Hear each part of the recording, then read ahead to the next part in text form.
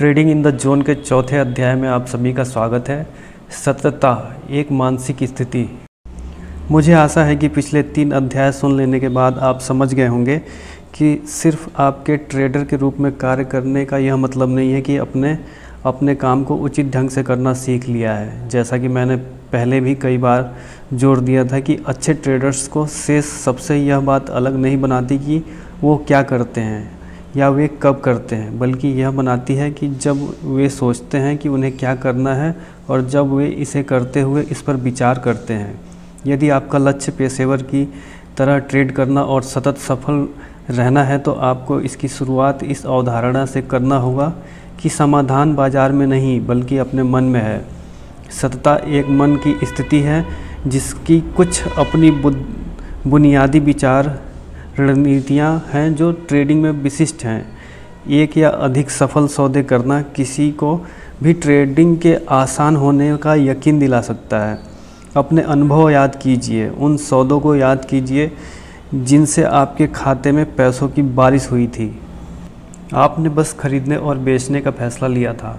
अब इसे उस अत्यंत सकारात्मक अनुभूति से जोड़कर देखें जो आपको बिना प्रयास सफल होने या धन कमाने से मिली थी, और इससे यह निष्कर्ष सहज निकाला जा सकता है कि ट्रेडिंग से कमाई करना बेहद आसान है।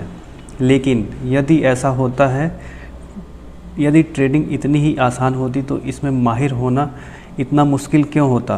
तो फिर इतने सारे ट्रेडर्स पूरी तरह भ्रम और हैरानी की अवस्था में स्पष्ट विरोधाभास से क्यों जूझना पड़ता है? यदि ट्रेडिंग करना इतना ही आसान है तो ट्रेडर्स को यह पता होना चाहिए, क्योंकि उन्हें इसका प्रत्यक्ष अनुभव होता है कि यह कितना सरल सहज है। तो फिर यह कैसे संभव है कि उन्होंने बाज़ार के बारे में जो सीखा था उसके लिए बार बार काम नहीं कर पा रहा, बल्कि दूसरे शब्दों में हम ट्रेडिंग के बारे में अपनी धारणा और समय के साथ मिलने वाला वास्तविक ट्रेडिंग परिणामों को विरोधाभास को कैसे समझें?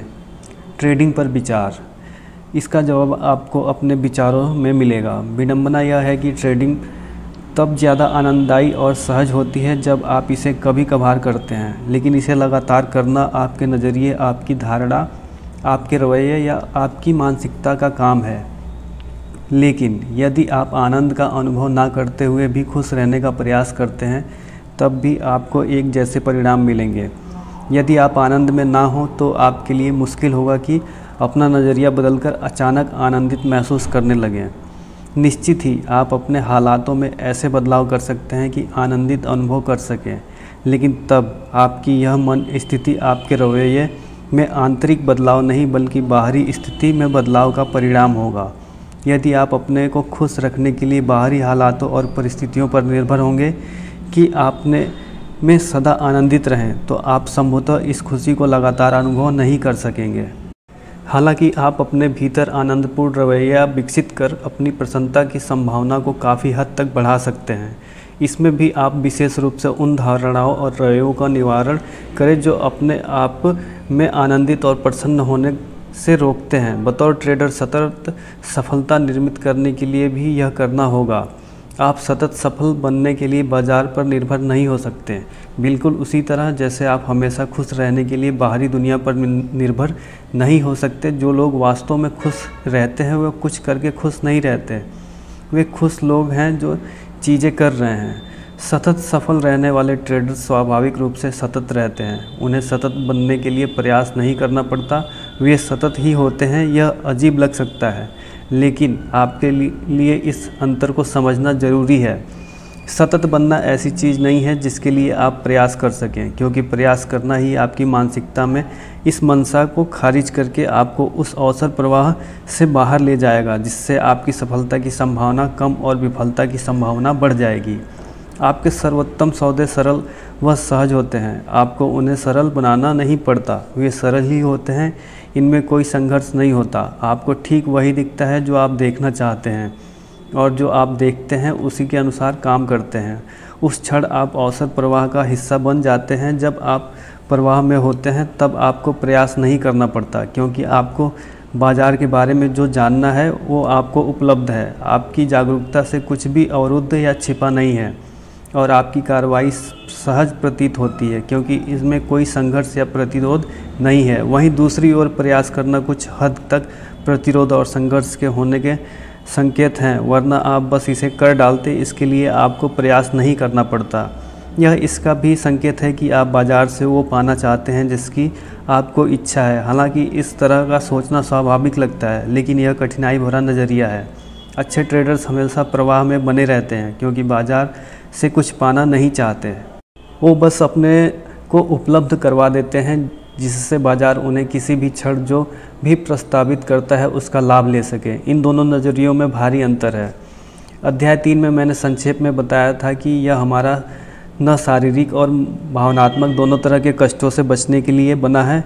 यदि आप इस नज़रिए से ट्रेड करेंगे कि आपको कुछ पाना है या बाज़ार से आशा रखेंगे, तो बाज़ार आपको इच्छा पूर्ति के विपरीत व्यवहार करने पर आपका क्या करेंगे। आपका मानसिक सुरक्षा तंत्र आपकी जो इच्छा थी और आपको जो नहीं मिला, इस अंतर के क्षतिपूर्ति करने लगेगा जिससे आपको भावनात्मक कष्ट ना हो। हमारा मन इसी तरह बना है कि वो जोखिमपूर्ण सूचनाओं को स्वतः अवरुद्ध कर देता है या उस सूचना को गुप्त रखने का प्रयास करता है ताकि हमें अपनी इच्छित वस्तु ना मिलने पर महसूस होने वाली भावनात्मक असहजता से बचा जा सके। आपको उस क्षण यह एहसास नहीं होगा, लेकिन आप ऐसी सूचनाओं को चुनेंगे जो आपकी उम्मीदों के अनुसार हों, जिससे आपका मन कष्टमुक्त अवस्था में बना रहे। हालांकि मन को कष्ट मुक्त अवस्था में बनाए रखने की इस प्रयास प्रक्रिया में आप अवसर प्रवाहों से भी चूक जाएंगे और कर देता करना चाहिए या करा होता और यदि की सीमा में प्रवेश कर जाएंगे। आप इस क्षण में जिस भी कर देता या करना चाहिए था या करा होता को पहचानते रहे हैं, पहले अदृश्य था और यह सब अवसर बीतने के काफ़ी बाद में दिखने से कष्टप्रद हो जाता है। सतत रहने के लिए आपको ट्रेडिंग के बारे में इस तरह सोचना होता है कि आप चेतन और चेतन स्तर पर ऐसी मानसिक प्रक्रियाओं के प्रति संवेदनशील ना हों जिनके कारण आप सूचनाओं को अपनी खुशी, अपनी इच्छा पूर्ति या कष्ट से बचने के आधार पर हटा, अवरुद्ध या चयनित कर सकें। कष्ट का जोखिम भय उत्पादक होता है और भय आपसे होने वाली संभावना त्रुटियों में से 95% का कारण होता है। निश्चित ही आप लगातार गलतियां करते हुए ना तो सतत रह सकते हैं और ना ही प्रवाह के अनुभव कर सकते हैं, और आप गलतियां तब तक करते रहेंगे जब तक आप में यह भय रहेगा कि आप जो चाहते हैं या आप इसके इच्छुक हैं वैसा नहीं होगा। इसके अलावा आप बतौर ट्रेडर हैं जो कुछ करेंगे उसमें संघर्ष होगा। आपको ऐसा लगेगा जैसे आप बाज़ार के खिलाफ लड़ रहे हैं या बाज़ार निजी रूप से आपके खिलाफ है, लेकिन सच यह है कि यह सब आपके दिमाग में चल रहा है। बाज़ार उपलब्ध सूचनाएं मिलने से नहीं रोकता, आप रोकते हैं। यदि संघर्ष है भी तो यह आपका खुद अपने आंतरिक प्रतिरोध, असंतोष और भय के साथ संघर्ष है। अब आप खुद से पूछते हैं कि मैं इस तरह ट्रेडिंग के बारे में कैसे सोचूं जहां मुझे भय ना रहे और इस कारण मैं ऐसी मानसिक प्रक्रियाओं के प्रति संवेदनशील भी ना रहूं जो मेरे सूचनाओं को हटाने, अवरुद्ध करने या चयन करने का कारण बने। इसका सही जवाब है कि आपको जोखिम को स्वीकार करना सीखना पड़ेगा। जोखिम या रिस्क को समझना। हमने अध्याय 3 में जिन दायित्व संबंधी मुद्दों पर चर्चा की, इसके अलावा ट्रेडिंग में ऐसा कुछ नहीं है जो आपकी सफलता पर केंद्रित हो और इसे जोखिम स्वीकार करने की अवधारणा से भी ज़्यादा गलत समझा गया है। जैसे मैंने पहले अध्याय में उल्लेख किया था, ज़्यादातर ट्रेडर भ्रमवश मान बैठते हैं कि क्योंकि वे ट्रेड खरीदने व बेचने जैसे बुनियादी रूप से जोखिमपूर्ण कार्य कर रहे हैं तो यही जोखिम को स्वीकारना भी है। फिर मैंने दोहराना चाहूँगा कि यह बयान कहीं से भी सत्य नहीं है।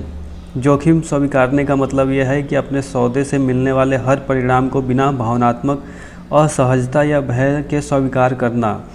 इसका अर्थ हुआ कि आपको ट्रेडिंग और बाज़ार के साथ अपने रिश्ते पर इस तरह सोचना होगा कि यहाँ गलत होने, पैसा खोने, चूकने या उम्मीद से कम लाभ होना आपके मानसिक रक्षा तंत्र को आरंभ करने या कारण नहीं बनेंगे जिससे आप अवसरों के प्रवाह से बाहर हो जाएंगे। यदि आप परिणामों से भयभीत हैं तो आपके लिए सौदे का जोखिम लेना अच्छा नहीं होगा, क्योंकि आपके भय का आपके सूचना संबंधी नज़रिए और व्यवहार पर ऐसा असर होगा कि आप अपने लिए वैसा ही अनुभव निर्मित कर लेंगे जिससे आप सर्वाधिक भयभीत हैं, वह जिससे आप बचना चाहते हैं। मैं यहाँ आपको एक विशिष्ट विचार रणनीति बता रहा हूँ जिसमें कुछ ऐसी धारणाएं सम्मिलित हैं जो आपको केंद्रित, मानसिक रूप से दृढ़ और प्रवाह में मौजूद रखेंगी।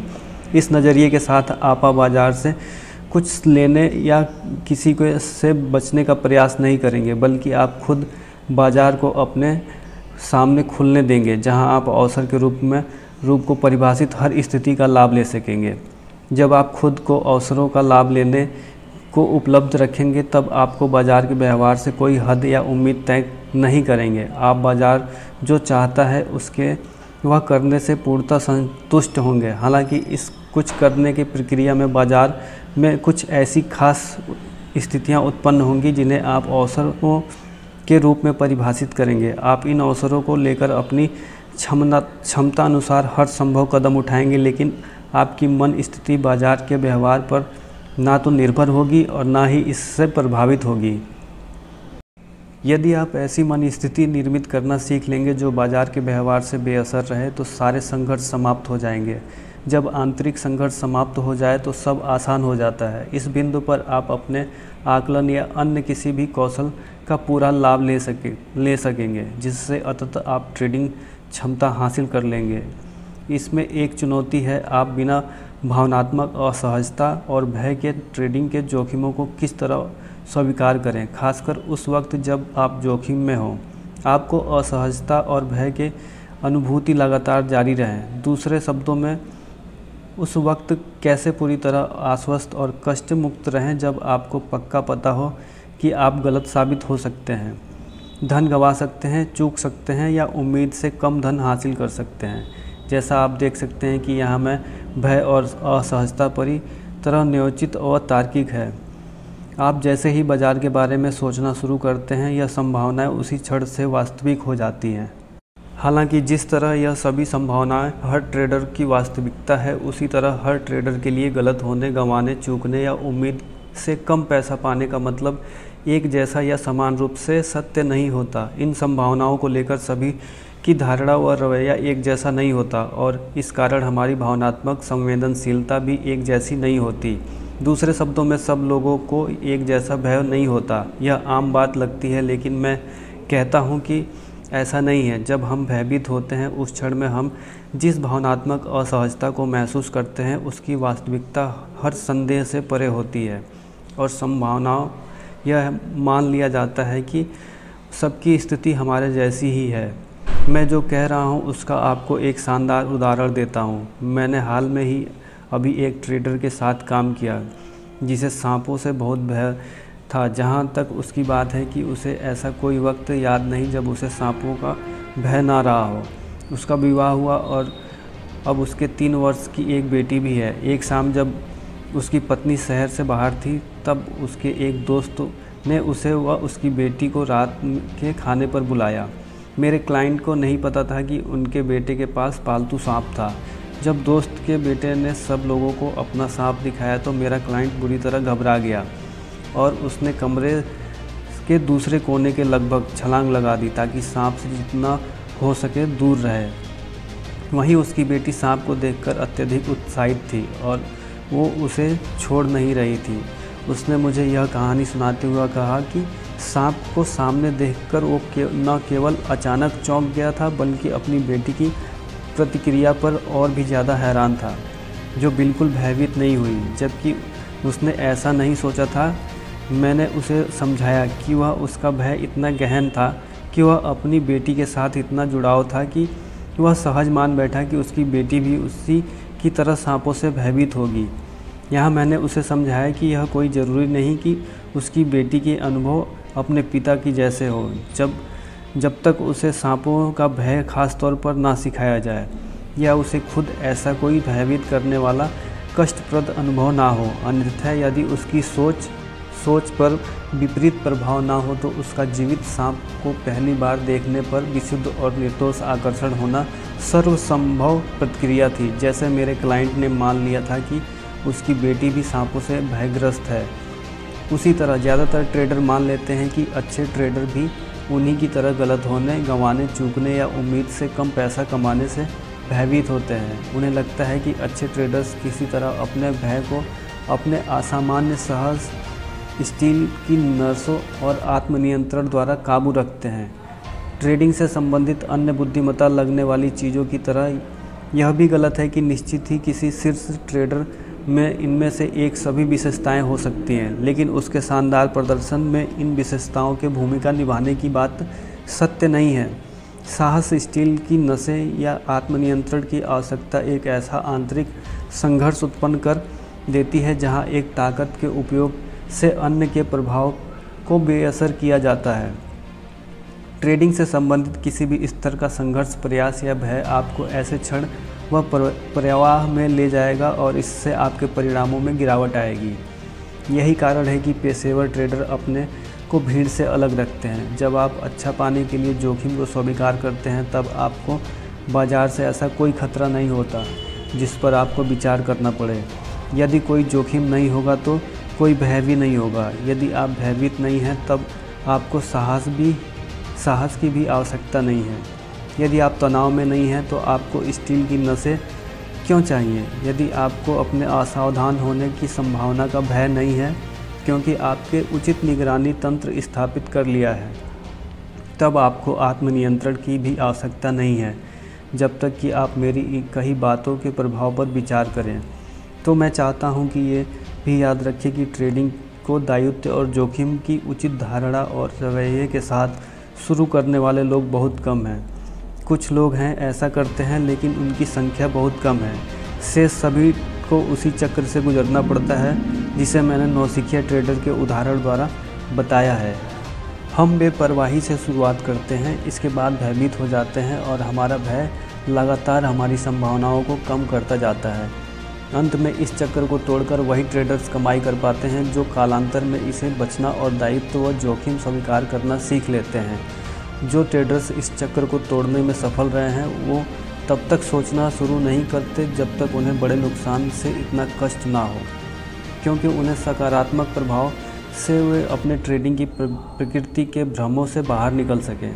आपके विकास की बात करें तो यह बदलाव उनके लिए बहुत अहम नहीं होते हैं, क्योंकि ज़्यादातर मामलों में यह असावधानी के कारण होता है। दूसरे शब्दों में, उन्हें अपने मानसिक परिवेश में ना तो इस बदलाव की पूर्ण जानकारी जब तक नहीं होती, तब तक उन्हें बाजार के साथ संवाद के तरीके में अपने नए नज़रिए का सकारात्मक प्रभाव अनुभव नहीं होता। यही कारण है कि शीर्ष ट्रेडर्स अपनी सफलता का कारण कभी नहीं बना पाते, सिवाय इसके कि यही सूत्र बताते हैं कि अपना नुकसान कम करें और प्रवाह के साथ चलें।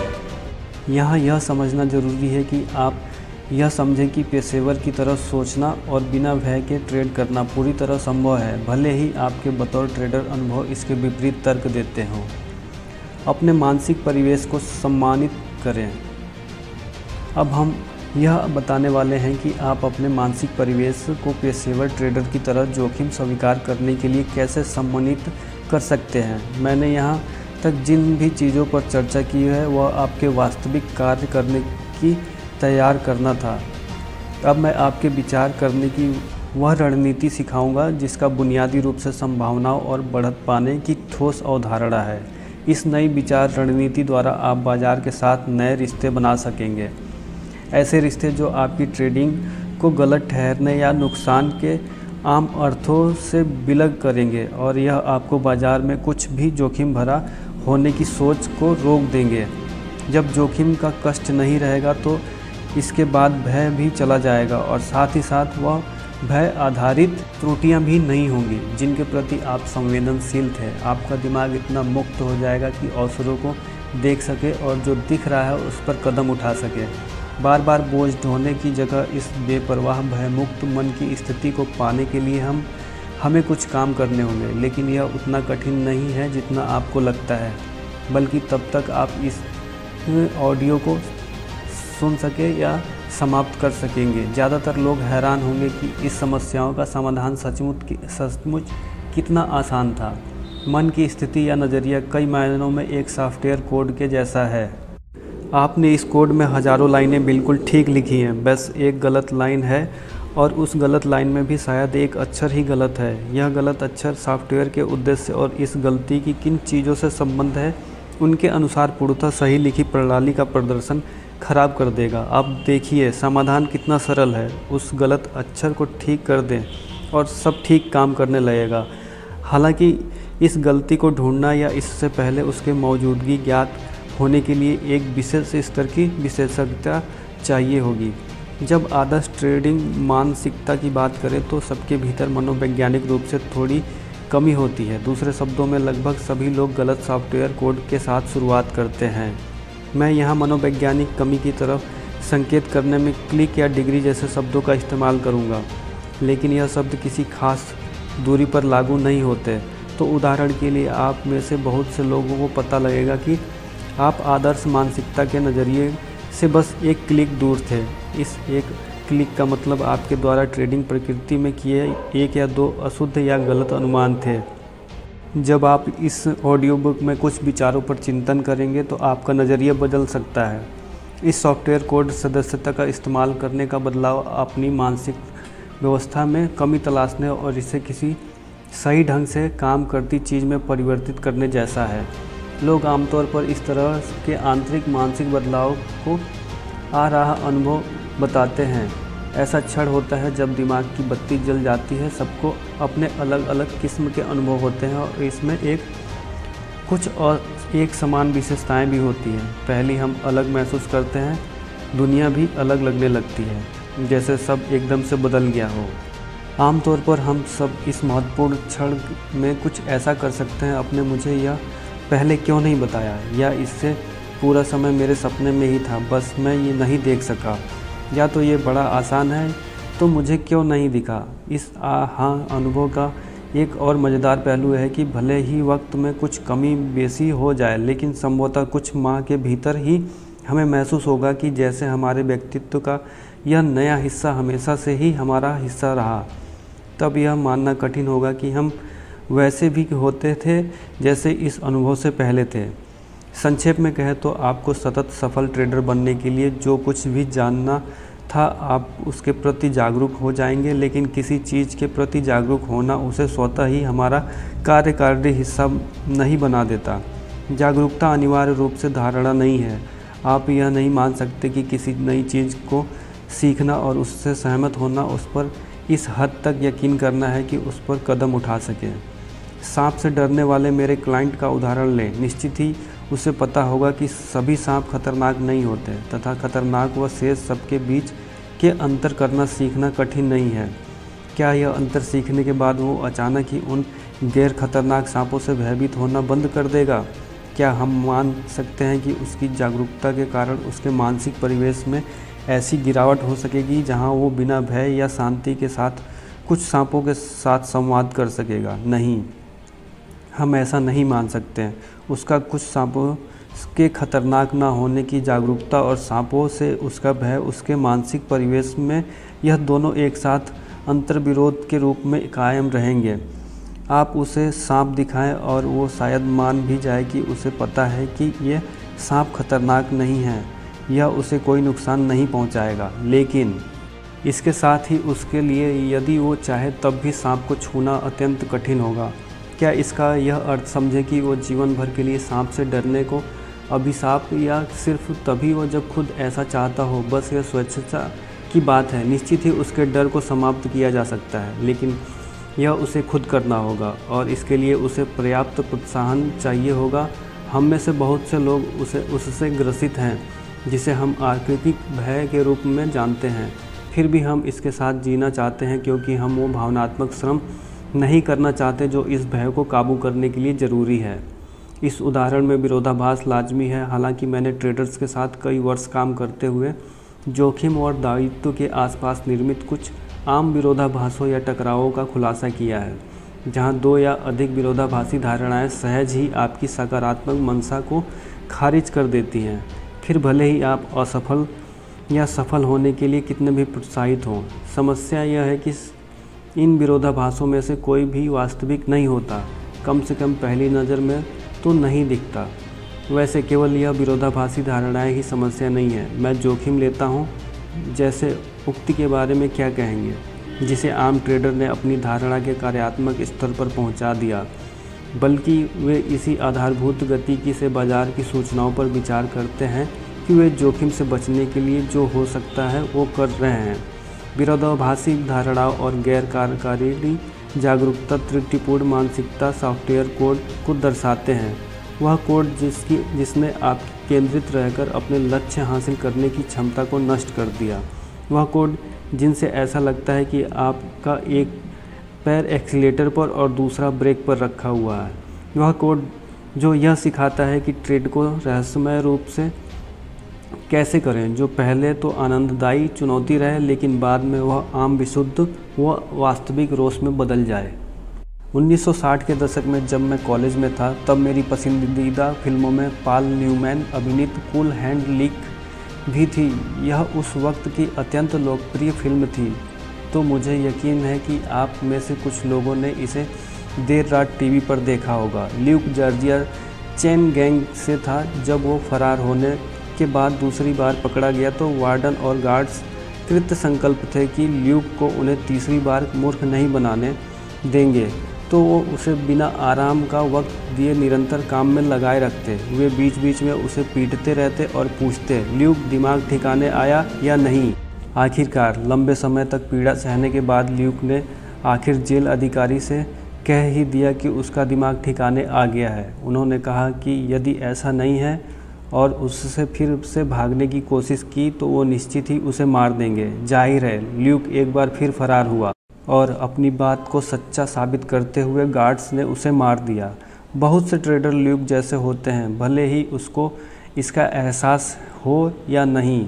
वे बाजार को मात देने के नित नए तरीके निकालते रहते हैं, जिसके परिणाम स्वरूप वो वित्तीय और भावनात्मक रूप से मारे जाते हैं। आप बाजार से जो चाहते हैं उसे पाने के आसान और बहुत हद तक ज़्यादा संतोषप्रद तरीके मौजूद हैं, लेकिन आपको सबसे पहले अपना दिमाग ठिकाने रखना होगा।